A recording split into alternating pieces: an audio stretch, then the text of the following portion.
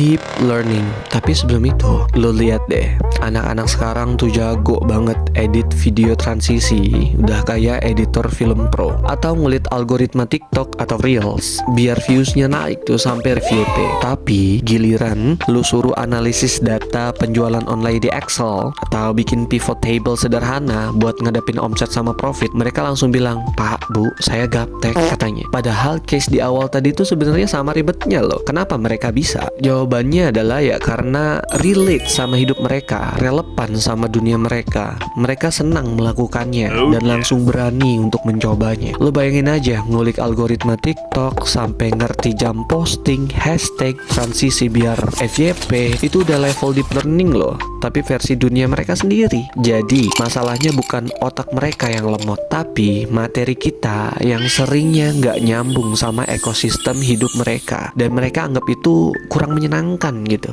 Jadi fenomena itu kita sebut aja jadi zombie learning. Otak mereka sibuk kejar dopamin instan, tapi mental recallnya ambiar begitu nyampe ke materi yang butuh nalar. Makanya sekarang muncul yang namanya deep learning. Ini bukan metode, bukan model, tapi ini adalah pendekatan yang lagi digenjot pemerintah Indonesia karena sadar pendidikan kita udah kayak mesin fotokopi, banyak output tapi kualitasnya zonk.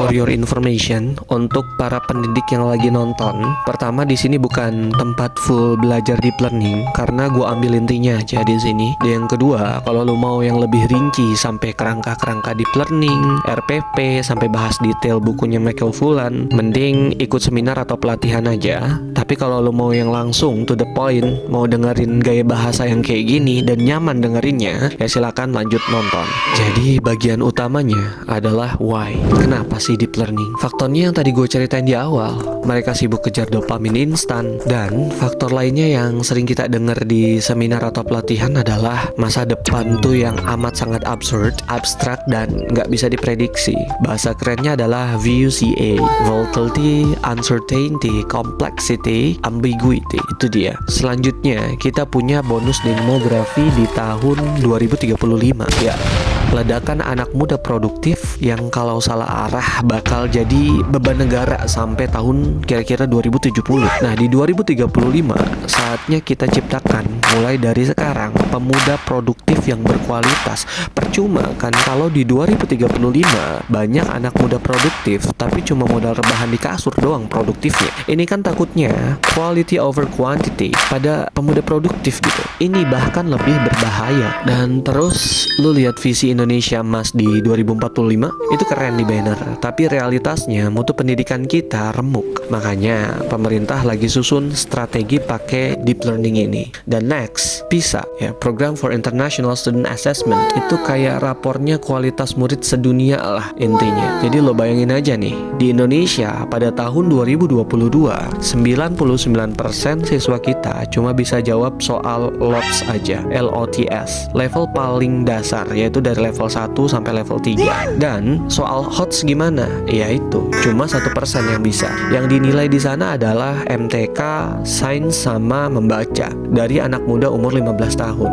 Coba lu bayangin, gila nggak tuh? Kita ini kayak bangga punya sekolahan banyak, tapi isinya murid belajar ngehafal doang, nggak ngerti maknanya. Makanya deep learning itu sangat amat penting biar berkualitas naik, nggak cuma kuantitas aja. Nah, jadi sekarang pembahasannya apa sih sebenarnya deep learning itu? Jadi ya simple aja, deep learning itu pendekatan belajar yang memuliakan otak dan hati manusia, bukan mencetak robot-robot yang hanya bisa mengisi LJK doang. Nah, kalau lo mau tahu arti lebih detail, mungkin lo bisa lihat screen di sini. Gue cuma mau buat semua jadi simple dengan gaya bahasa sendiri. Nah, jadi intinya bikin pembelajaran yang mindful, yaitu sadar, tahu dia mau ngapain dan kenapa dia melakukan hal itu. Meaningful, buat pelajaran menjadi nempel, relate sama hidup nyata mereka, bukan hanya sekedar hafalan gitu. Nah, yang terakhir adalah joyful, bikin seru, bikin nagih, bukan bikin pengen bolos siswa-siswanya. Ini tuh dapat dicapai oleh 4 olah pikir, intelektual, olah hati, etika, olah rasa, estetika, dan olahraga, kinestetik.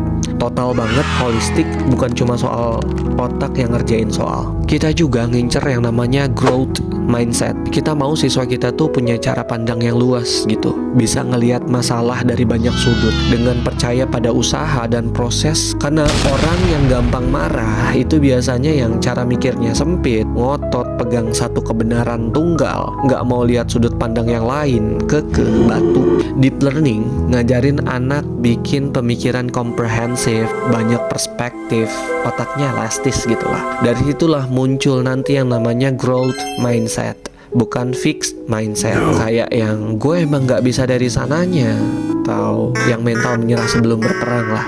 Praktisnya gimana kita nerapin mindful, meaningful, joyful itu? Contoh misalkan di dalam mindful, siswa tahu tujuan belajar persentase itu bukan cuma buat ujian atau takut dihukum aja, tapi biar besok nggak ketipu dengan diskon-diskon palsu di marketplace misalkan. Yang meaningful, materinya nyambung sama hidup mereka, biar pas belajar ekonomi nggak cuma ngehafal definisi elastisitas, tapi bisa ngitung strategi dagang buat jualan baju thrifting online. Kalau yang joyful, belajarnya santai tapi nancep, bisa lewat kompetisi, debat receh, bikin memes, games yang udah banyak kita praktekkan yang relevan dengan pembelajaran gitu kan, atau bikin konten yang relevan. Nah dari sana mudah-mudahan muncullah generasi yang cinta dengan literasi dan numerasi juga. Terus profil lulusannya apa? Gue sebutin di sini, kita kejar ada 8 dimensi profil lulusan, dan mirip kayak Michael Fullan dengan 6C atau 6C-nya.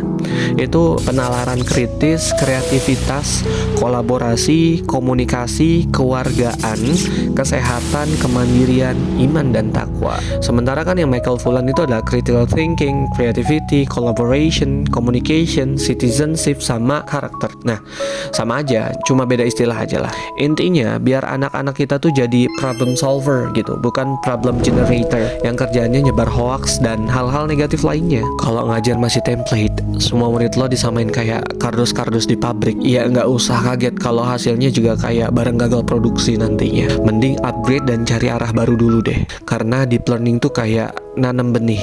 Lu sabar, lihat dia tumbuh. Beda sama nanam tanaman plastik yang udah langsung kelihatan cakep tapi nggak hidup. Dan ingat, yang bakal ngubah dunia itu bukan murid yang paling pinter ulangan aja, tapi yang ngerti cara mikir, adaptif, life skillnya keren, dan berani cari solusi. Jadi selamat datang di era deep learning. Mari kita bikin generasi yang otaknya jangan kita samain kayak flash disk yang hanya menerima data aja dari gurunya, tapi kita usahakanlah mirip kayak Google lah gitu, yang terus berkembang, terus nge-update diri, terus nyari jawaban relevan yang terupdate, dan siap menjadi manusia yang nyata untuk ngadepin real life mereka.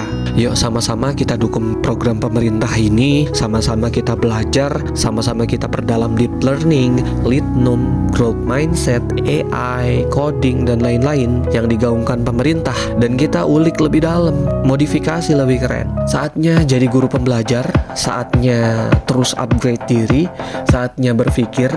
Karena apa? Karena mikir itu gratis.